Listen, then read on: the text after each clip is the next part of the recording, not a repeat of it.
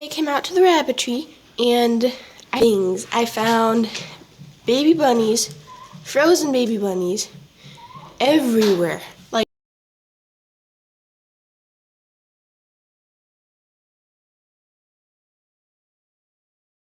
Like not just in one spot. They were everywhere. One of them was even like out of the cage crawling around. Well, it wasn't crawling, it had been crawling around. It was sort of just crazy. Now, it was her first time having babies, and usually the first time they do a really awful job. So, I mean, not too much to worry about.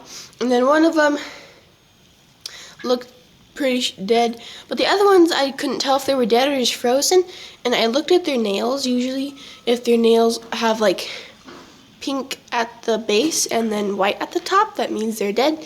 But I couldn't really tell, and I think some of them are just frozen, and so I put them in an incubator, and I'm gonna hope that they warm up, and I'll show you that in a minute. Well, here's the incubator. We have 5 baby bunnies in here that I think are frozen, and 2 of them have passed away, so we have 7 babies born total as far as I can find. Sort of hard to see, but they're just frozen, and incubator is warming them up. It's right now at 78 degrees and it's set to 101 degrees, which 100 degrees is the temperature that a nest should be. So like with all the baby's bunny heat and all the warm fur, that's how warm the nest should be. So I'm just gonna keep checking on them until they start to move.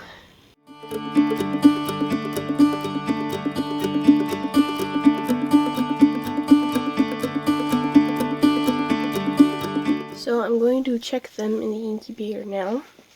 Let's see.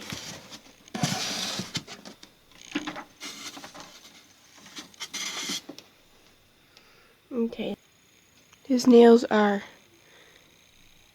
pink at the tip, so this one is passed away.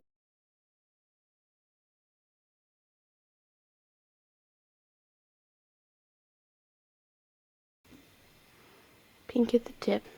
Pink at the tip. Pink at the tip. Pink at the tip. I keep saying tip. I mean the base, and there's white at the tip. So, sadly, all the baby bunnies are passed away. I'm going to breed Rosie again, and we'll just have to wait for babies next time. So it's the next day. It's been a full day since baby bunnies died.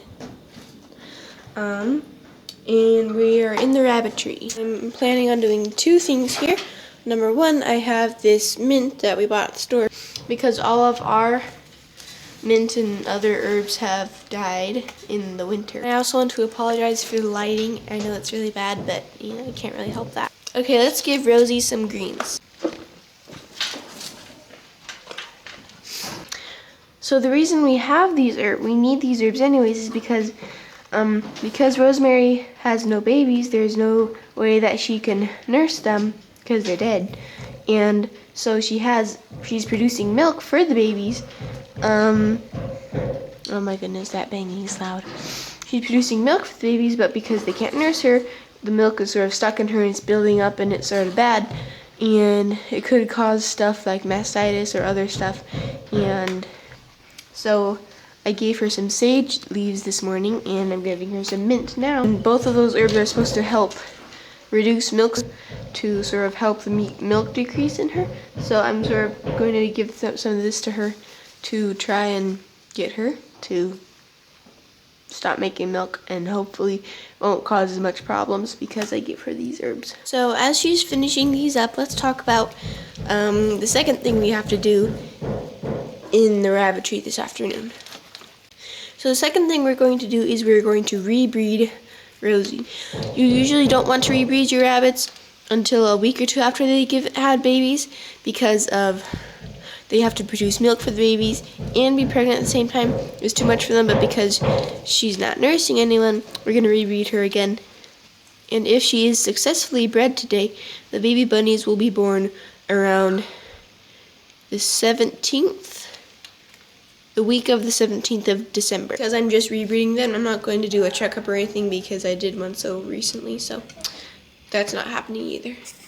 With cages, you always bring the girl to the boy because the girl's territory and stuff, and you don't want the boy to get wounded or to sort of get mad. Well, with cages, that is true. In the past, I had a really big colony, and because there was so much space, the boy could escape and wouldn't get hurt like they would in the cage. So I'm going to try that again with this size colony and see what happens. I will be keeping a close eye on them, and I will make sure that the boy doesn't get hurt if that seems likely, and if it seems like he will get wounded or something, I'm going to remove him. But I just want to see how that works because it takes a lot less effort to just put him in her cage, because otherwise you'd have to switch cages and then switch again, and it'd be really annoying. So we're going to try that today. Okay, let's put Basil in Rosie's cage. So far they haven't noticed each other.